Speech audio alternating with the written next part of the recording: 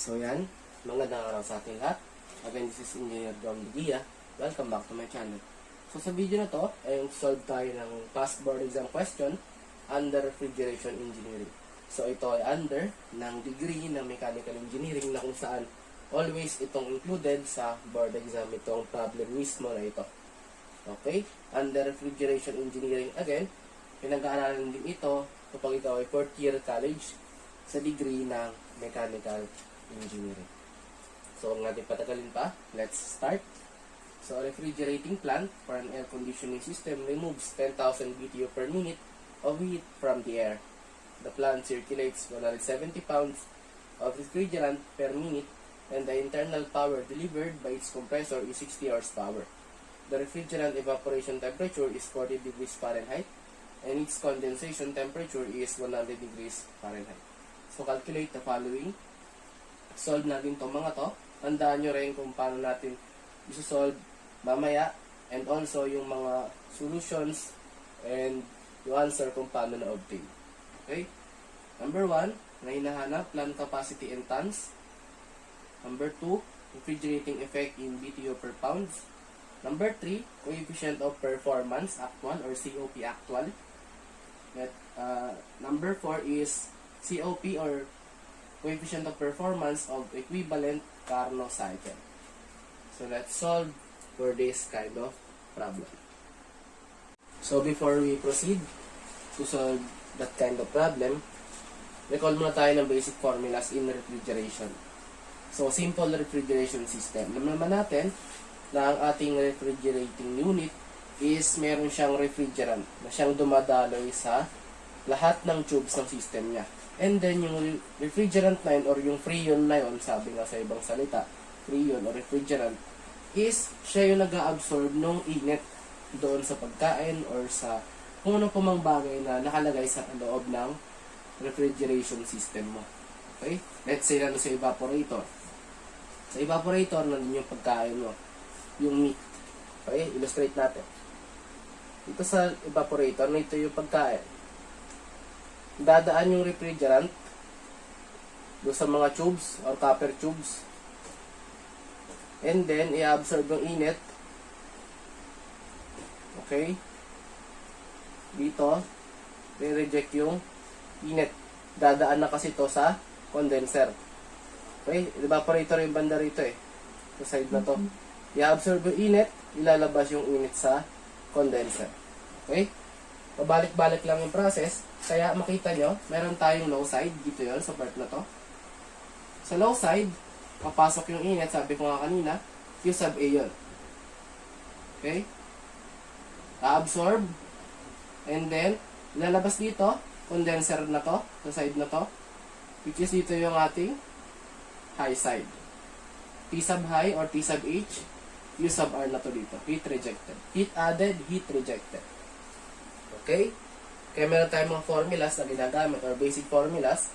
Ito guys is na-derive na itong mga to. So COP or tinatawag natin coefficient of performance, equal siya sa Q sub A over work net. Q sub A is also known as plant capacity. Equal din siya sa Q sub A over W sub C. W sub C is the work of compressor, which is siya yung work net mo. Okay? And then, note natin na ang COP is always greater than 1. Maring lumabas yung tanong na yun sa board exam, tatandaan na ang COP is always greater than 1. Performance factor, P sub PF, performance factor is equals to Q sub R over work of compressor. Q sub R is heat rejected. Nabaliktaran siya nitong COP kasi dito, heat added siya. Dito heat rejected. Performance factor naman. Therefore, performance factor is equals to COP plus 1. So, derived na rin po ang formula nyo. And, meron tayong mga equivalent regarding sa 1 ton of refrigeration. So, 1 ton of refrigeration is always equal sa 12,000 BTU per hour or 200 BTU per minute. Or equal siya sa 3.517 kilowatts. And then, also we have our conversion In every one energy efficiency ratio, we have 3.412 COP. Yun lagi yan, guys. Or, yung ratio ng EER sa COP is always 3.412. So, yan yung mga ginagamit na basic formulas in refrigeration.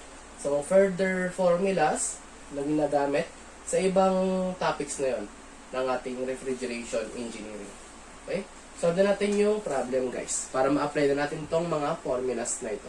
At makikita nyo, meron pa tayong mga ibang formulas na lalabas na bigla na lang magagamit natin at maintindihan nyo kung paano ginagamit yung mga yon pagdating sa board example. Ma-encounter nyo yung ganong katanungan. Okay? So, solution for the first required, ito muna yung given, guys.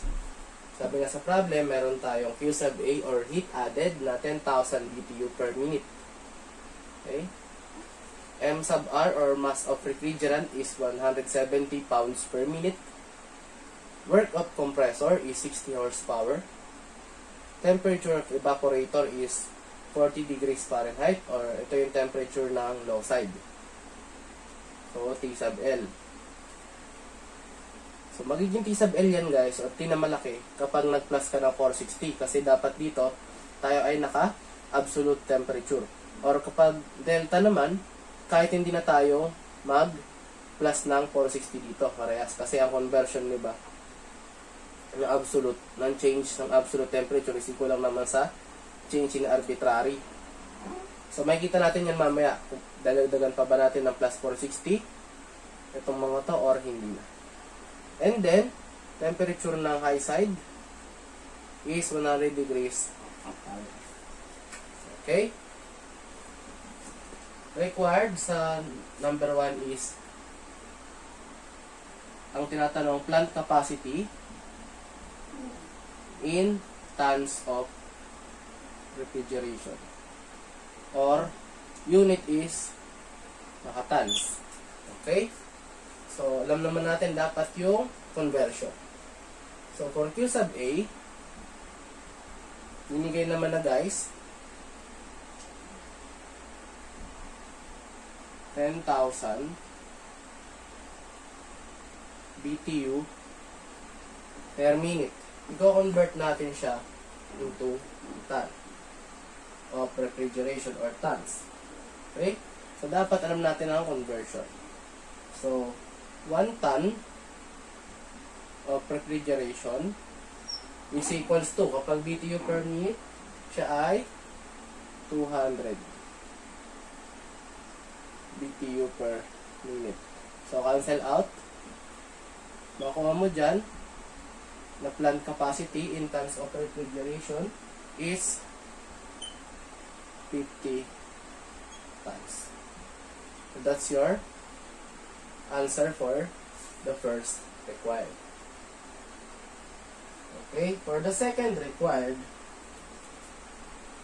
ang hinihingi is the refrigerating effect or RE. Dito ko, ang hinihingi is refrigerating effect in BTU per pounds. So, how to solve for the refrigerating effect? Formula for ating refrigerating effect is heat added over the mass of the refrigerant. Kasi dito nang galing yan sa formula, guys, na Q sub A is mass of refrigerant times the refrigerating effect. Okay? So, refrigerating effect kasi, ito yung difference ng mga enthalpies na given sa problem. Eh, wala namang enthalpies. So, ni-required sa atin yung general solution lang para sa R sub RE o sa refrigerating effect. So, therefore, isang buo na lang yun na naka-BTU per pounds. Okay? So, dito yun nang galing. Sinasabi ko kanina na meron pa tayo ibang formulas. Dito nang galing yun, kaya na-obtain natin itong formula na to. No. Refrigerating effect is equals to U sub A over M sub R. M sub R is our mass of refrigerant. So, solve na natin. So, R sub E is 10,000 BTU per minute. Okay? U sub A natin. And then, we have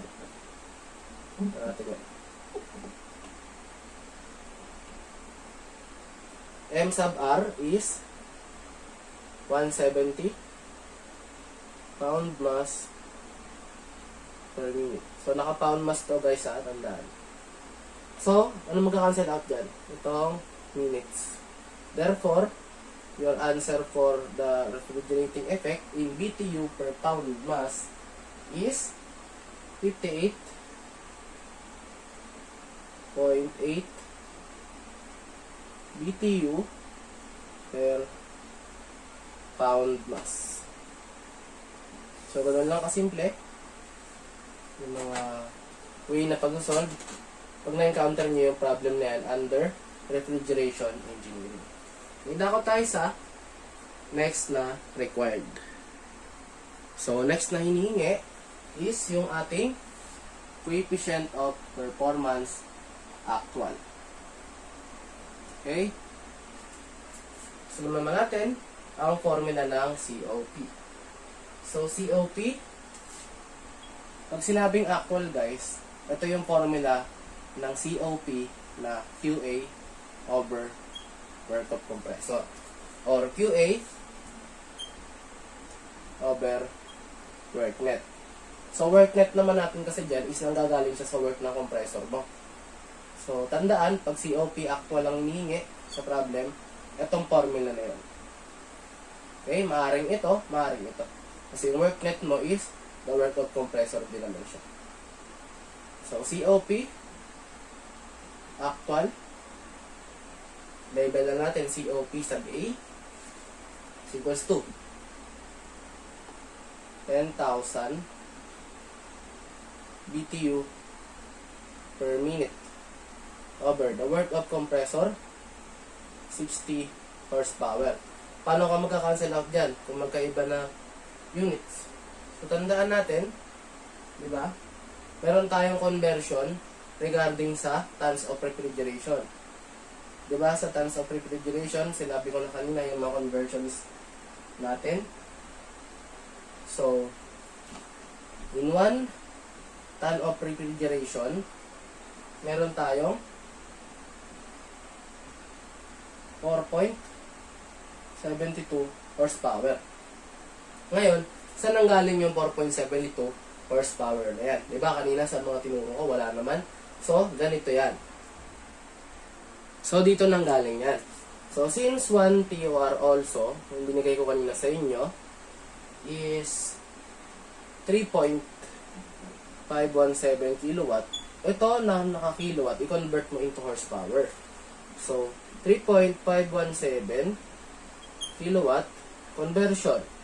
In 1 horsepower, we have 0.746 kilowatts. Cancel out yung kilowatt, makuha mo yung horsepower.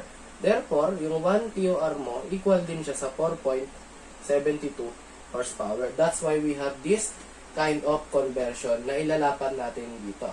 Okay? Para makuha natin yung COP. Kasi ang COP is unitless. Magka-cancel dapat yung mga units na meron siya. So, upang di kayo maguluhan, burahin na natin itong iba. So, alam na natin, 1 TOR is 4.72 horsepower.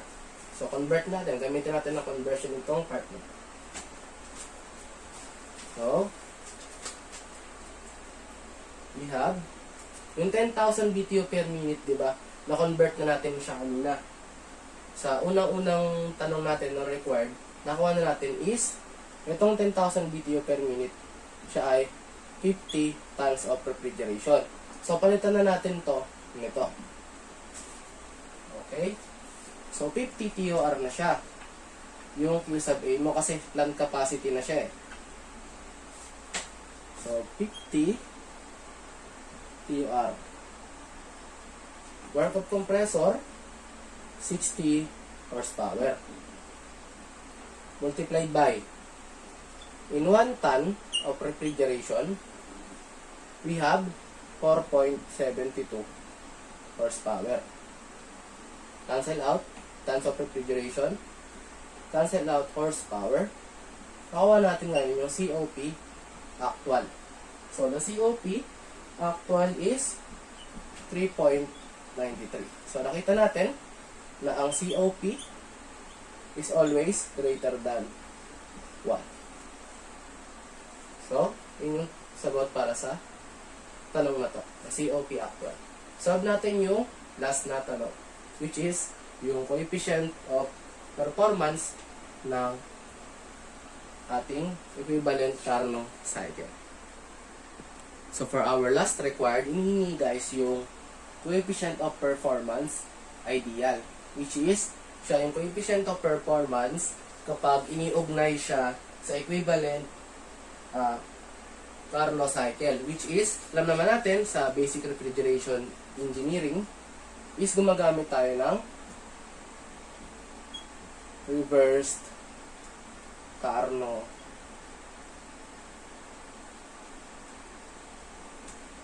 cycle. Okay?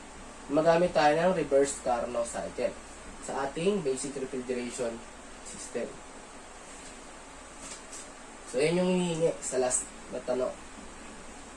So, for COP ideal, ito yung formula kapag involve ang equivalent reverse Carnot cycle. So, COP sub I or COP ideal is equals to temperature of the low side over temperature ng high side minus temperature ng low side. So, ibig sabihin, yung temperature natin na dalawa is gagawin natin absolute temperature. So, we substitute yung given values, gawin natin absolute temperature. So, COP ideal is T sub L. Ito yung T sub L mo. So, 40 plus 460. Ipa-plus ka, diba, ng 460 para maging run kayo yan. Tapos dito sa T sub H mo, 100 plus 460 minus 40 plus 460. So, for your COP ideal, you will obtain 8.33. Pansin nyo, yung COP ideal is also greater than 1. So, napakasimple lang nung tanong na yan. Madalas lumalabas sa board exam ng mechanical engineering. So, better na nasundan nyo kung paano natin sinolve one by one yung mga required. And then yung given kung paano natin inilapat sa tamang units para magkamap tayo sa tamang sabitan. Okay, so kung kayo may mga tanungan about this problem, don't forget to comment down below.